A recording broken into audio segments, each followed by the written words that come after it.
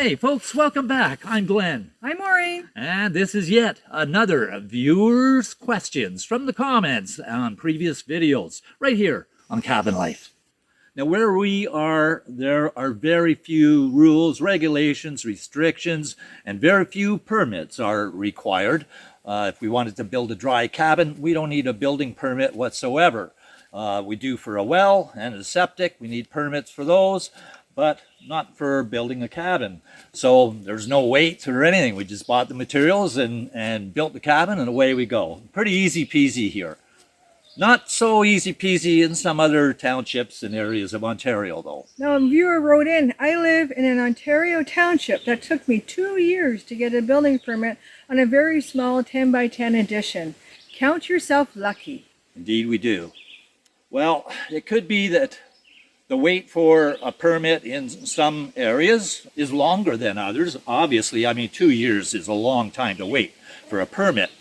However, having said that, you know, it occurred to us that if that was in the times of COVID, that it's possible there was a big holdup, because from what I understand, they had a moratorium on processing of permits. They just completely stopped it, and there was a big backlog. So it's, you know, it is possible that it took 2 years for them to finally catch up and process that. And hopefully next time you want to do an addition, it'll be a lot faster for you. Got a question? Post it in the comments. Here's one. A viewer wrote in, I know people who got in real trouble with Ontario's Environment Ministry over the grey water regulations. They built 22 tiny homes, whereas the ministry formula, had they had been aware of it, would have stopped them at around 10 or 11 dwellings. They're in real trouble now. You know, folks can also run afoul in the local Conservation Authority and Ministry of Natural Resources. So make sure that you inform our audience of those risks. That's right. There's a very real chance that you could be under scrutiny for your gray water system. A lot of people think gray water, well, it's just water from the sink or, you know, the bathtub and that kind of a thing, but it does have environmental implications. The whole thing with that property and them being in trouble could have easily been stopped if they had looked up the regulations and read them. They're all there in the Ontario regulations with, say, the conservation authorities are in charge of a lot of the areas, or the townships are in charge of them. If they had just gone and asked, they would have gotten all the formula and told what they could do. Right. You can also Google gray water pits and you know, learn how to do it properly, right? Right. And then avoid that scrutiny. Hit the subscribe button so you won't miss any updates. This one's on land surveys.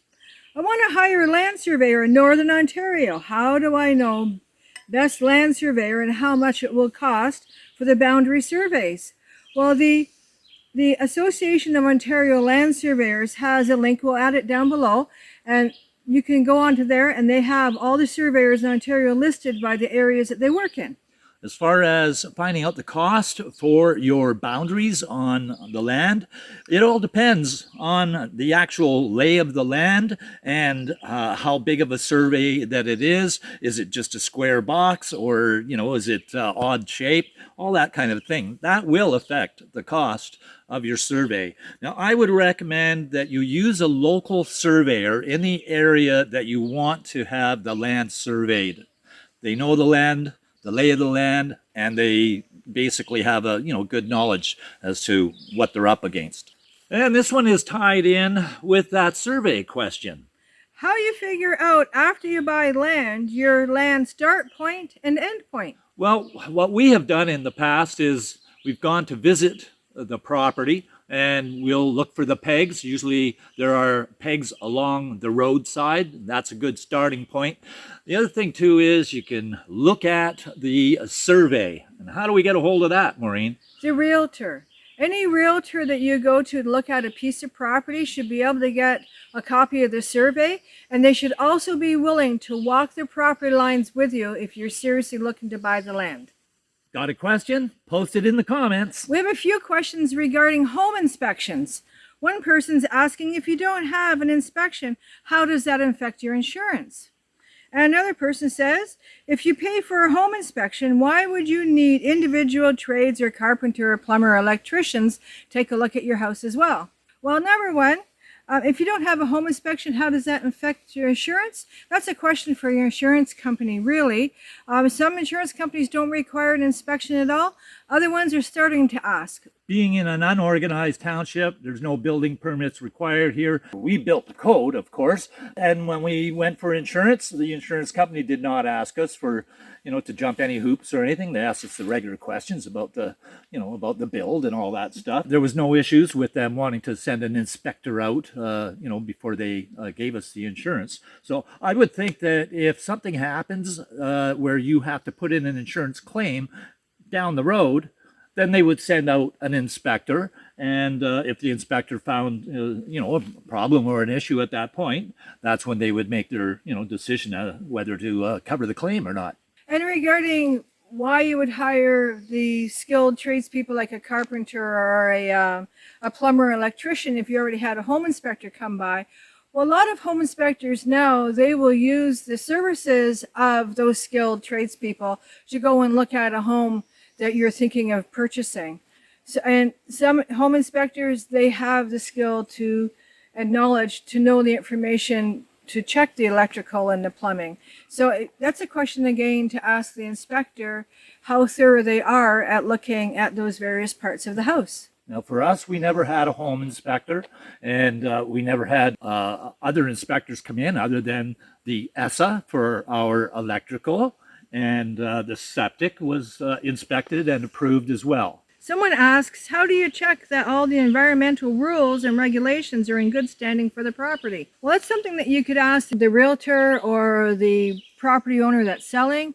Ask them if they have all their regulations. Like if you're concerned about the septic, a gray water pit, or the well, they should have paperwork to show you, or you should be able to get an inspection done to make sure that it's correct.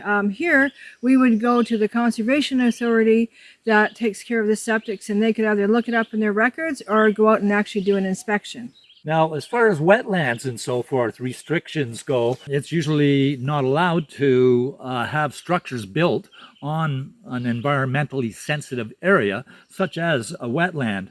And those are sometimes indicated either in the listing, as you say, but I've seen them on maps before. Is it what was it on the survey maps? Some surveyors will indicate the environmentally sensitive areas.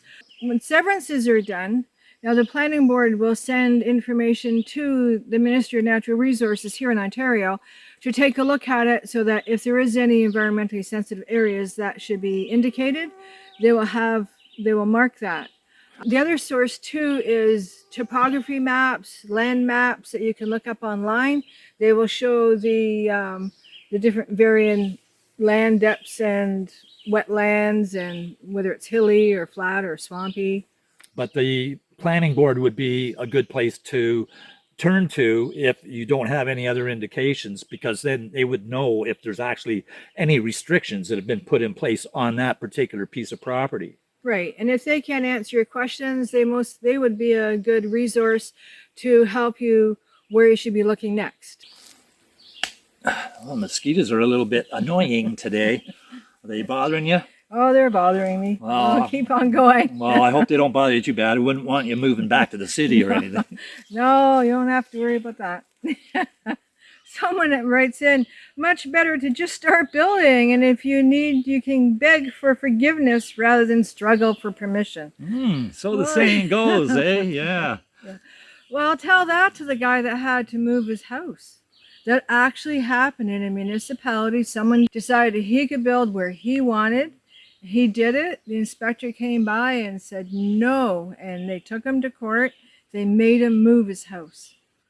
So that could be one thing if it's a chicken coop or a small structure, a shed or something like that. You can, we'll get permission later on. We'll just build it, right? But if you're going to put that kind of investment into a major structure like a home or a cottage or a cabin, you don't want to be looking over your shoulder every morning wondering is this the morning that the inspector's going to come and say, yeah, tear the cabin down and move it. Got a question? Post it in the comments. When you buy property in an unorganized township, do you have access to a fire brigade should you have a fire? Yes, we do in this particular township, but that may not be the case in all unorganized townships. Most organized townships do have fire departments that you can call for fire emergency service. Recently, the current government, they decided that they would start paying for fire coverage, minimal fire coverage in all unorganized townships from the organized townships that neighbor them. Now, I had heard through the grapevine that someone in our township had a small fire. They called the fire brigade, and then the neighboring township came out, and she said it was minimal fire coverage. So it might be a good idea if you are in a remote area and you have to, in the event that you do have to call for emergency services, that can take some time for them to get to you, in which case often they're called foundation savers. So it might be a good idea to have a pump with a water source and a high pressure pump with a good hose so that you can start fighting that fire in the event that you have one, and that way you're a little more prepared for those events. Got a question? Post it in the comments. Just curious about internet. Do you need to go into town to check your email and to upload videos to YouTube?